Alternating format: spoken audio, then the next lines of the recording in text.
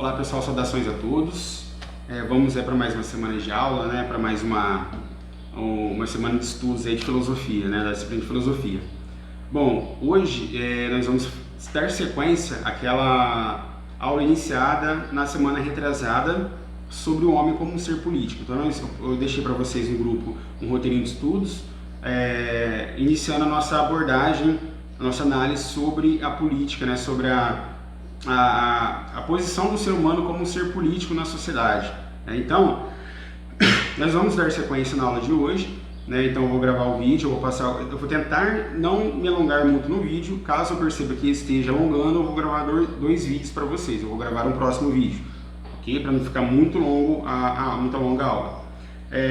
Pessoal, é importante vocês prestarem atenção e aprofundarem também o conteúdo, porque a gente vai entrar num assunto muito importante, que é muito cobrado, aparece muito no Enem, nas provas do Enem, nas provas de vestibular, né? Que é o conceito de desigualdade humana e o conceito político, aliás, o conceito de desigualdade social e o conceito de política em Platão, especialmente Platão e Rousseau. Então hoje nós vamos analisar quais as relações, ou quais as aproximações e as diferenças do conceito de política no pensamento de Platão e de Rousseau, ok? Então, nós vimos aí então no roteiro de estudos que eu deixei para vocês que o homem ele se coloca como um ser como político, né? Político e social, né? O que significa ser político? O que significa ser social?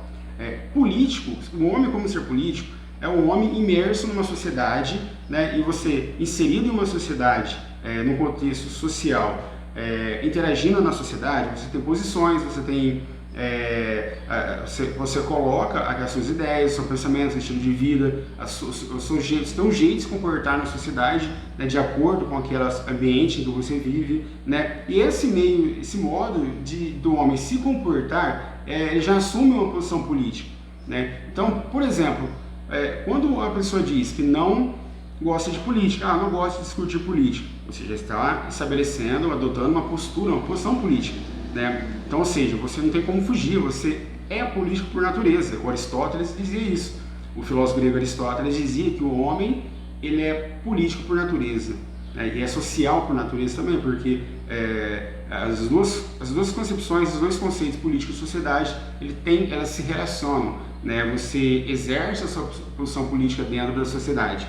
Então, o Estado, a concepção de Estado, nós podemos caracterizar essa concepção pela organização. É um sistema, um mecanismo, é um órgão que é responsável por gerenciar, por organizar a sociedade, né? E dentro da sociedade, nós encontramos aí um grande conflito, um grande problema social que já existe há muito tempo, que já é discutido desde os gregos antigos, né, que é o conceito de desigualdade social, né? Quando a gente fala em desigualdade social, o que nos remete isso, né? O que causa essa desigualdade social? Será que ela é natural? O que significa a desigualdade natural? Ela já é estabelecida pela própria natureza, pela própria natureza em si mesmo? Ou seja, ela é própria da natureza ou não? Da natureza no sentido de que ela sempre existiu, ela pertence a esse mundo, e ela sempre existiu e sempre vai existir, ou não? Ou ela é uma desigualdade criada por convenções, ou seja, é criada pelo próprio ser humano, pelo homem e pela sociedade. Será que ela pode ser considerada como algo criado pelo homem ou não? Ou a própria realidade, a própria naturalidade, ela é natural, ela ocorre devido a uma naturalidade dos fatos mesmo. Então esse é a grande problemática levantada por esses filósofos. Então, o que a gente tem que entender aqui, para a gente compreender o pensamento de Platão e o pensamento de Rousseau? Até mesmo para vocês irem bem nas provas, tanto da escola, né, das nossas aulas, tanto também das provas do Enem. Qual que é a principal linha que a gente vai seguir? Quais as diferenças, qual o conceito, o que o Rousseau entende por desigualdade política e social e o que o Platão entende por desigualdade? Bom, o Platão, ele foi um filósofo grego que viveu lá na Grécia Antiga, né, no século V, mais ou menos antes de Cristo, nós já estudamos ele no primeiro ano, e estudamos também essa questão política dele. A gente vai entender agora a questão da a política ligada à desigualdade. Para o Platão ele fala o seguinte: para ele a desigualdade social ela sempre existiu, ela é natural. Então Platão ele se coloca como um naturalista no sentido de defender a existência da desigualdade social como um fator natural, ou seja, algo que ocorre mesmo na própria sociedade, que não é criada pelo ser humano. Então para ele a sociedade, os homens, eles não criam a desigualdade social, né? O que acontece? Por que ele tem essa visão? Porque ele diz que na natureza, na sociedade, existem 3 classes sociais, né? E essas 3 classes sociais, cada cidadão ela vai pertencer àquela classe ao qual ele pertence. Qual classe que eu pertenço? Para Platão, existem 3 classes sociais que são naturais na própria sociedade mesmo, a própria natureza, são criadas e desenvolvidas pela própria natureza, né? Essas classes sociais, cada cidadão, cada pessoa, cada homem ocupa um lugar na sociedade segundo a sua natureza. Ou seja, o artesão ele vai ocupar a classe dos artesãos, né? O comerciante ele vai é natural da natureza dele, a própria natureza já estabeleceu que ele fosse, através da aprendizagem ao longo do tempo, lógico, que ele fosse pertencer à classe lá dos artesãos, do sapateiro, né? Então é natural da natureza dele fazer sapatos, é da natureza do guerreiro ir para a guerra, é da natureza do racional, do governante governar, né? Porém, ele diz, ele acredita, ele vai defender a tese da justa desigualdade, onde ele vai afirmar que para ocorrer a justiça social, a justiça e a equidade e a igualdade, cada cidadão deve cumprir o seu papel na natureza segundo a sua posição ali, né? Então eu não posso colocar, por exemplo, um sapateiro para governar uma cidade, eu não posso colocar um governante para consertar os sapatos. Por quê? Eu vou trocar a ordem dos fatores, vou inverter e vou acabar criando uma grande crise aí na sociedade. Então,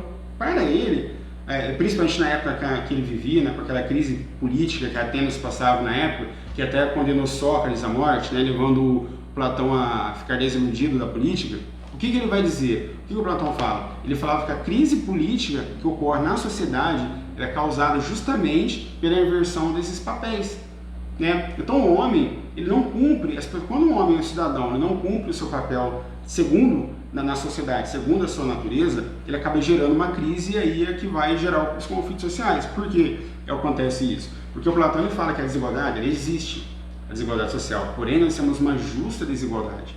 Uma desigualdade que é chamada de desigualdade justa. Por quê? Porque a própria natureza ela vai alocando as pessoas, o cidadão, em uma determinada classe social de acordo com as suas concepções, com a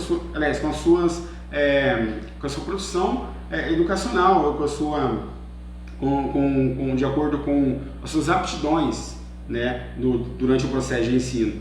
Durante o processo de ensino a pessoa entra na escola, ela vai aprendendo e aí ele vai pertencendo a uma determinada classe social de acordo com o que ele vai se adaptando melhor. Por exemplo, a pessoa é guerreira, porque então, a natureza dela é ser guerreira, ela gosta de guerra, tem a aptidão física. Então o Platão ele vai defender, isso é importante vocês compreenderem, o Platão ele vai afirmar que a desigualdade social ela é um fator natural da natureza humana. O homem não interfere nessa questão, ele não cria, ele não desenvolve a própria desigualdade, né? Então ele vai dizer que esse equilíbrio, deveria haver um equilíbrio em relação à desigualdade social. Esse equilíbrio ele se daria pelo cumprimento das classes sociais, do seu papel de cidadão ali, de acordo com a sua classe social. O que acontece a partir desse ponto de vista aí? O Platão ele vai se tornar um filósofo naturalista, né? Ele vai ser chamado aí de naturalista ao analisar essa concepção política, né? Então nós não vamos aprofundar muito a questão política de Platão, a gente vai voltar nisso lá no terceiro bimestre, tá? Mas a gente já pode começar a ter uma grande ideia do que é a concepção política de Platão, né? O Platão ele fala que o homem ele é natural, né? Ele é social por natureza, né? E essa ideia, essa posição dele, o Rousseau vai discordar depois ao afirmar que o homem não social por natureza, porém, a gente tem que compreender um ponto muito importante aqui. Platão ele tem uma posição totalmente diferente de Rousseau no campo da política, mas nós devemos entender o contexto histórico ali em que ele vivia, né? Então, Platão vivia um ambiente, um movimento ali histórico totalmente diferente, vivia no século V a.C. Já o Rousseau não, século XVI, século XVI, XVII a.C., século XVII, depois de Cristo, aliás, né? Então o Rousseau ele já tem já está imerso em outro ambiente, em outro mundo totalmente diferente do Platão, né? O mundo social.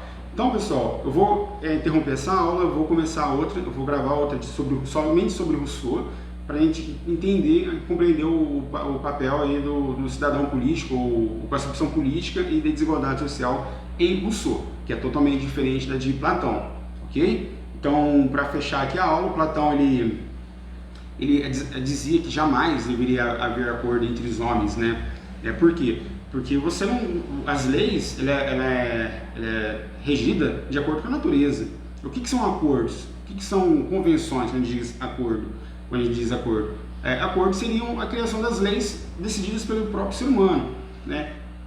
Então isso não parte do homem. Eu posso criar uma lei, mas eu não posso dizer que essa lei foi criação minha, foi vontade minha. Para Platão, né? Eu digo que foi própria da vontade da própria natureza, ou seja, é uma lei que ela tem que ser estabelecida para manter o equilíbrio social. Esse é um exemplo que eu estou citando, né? que o Rousseau vai discordar depois, ok?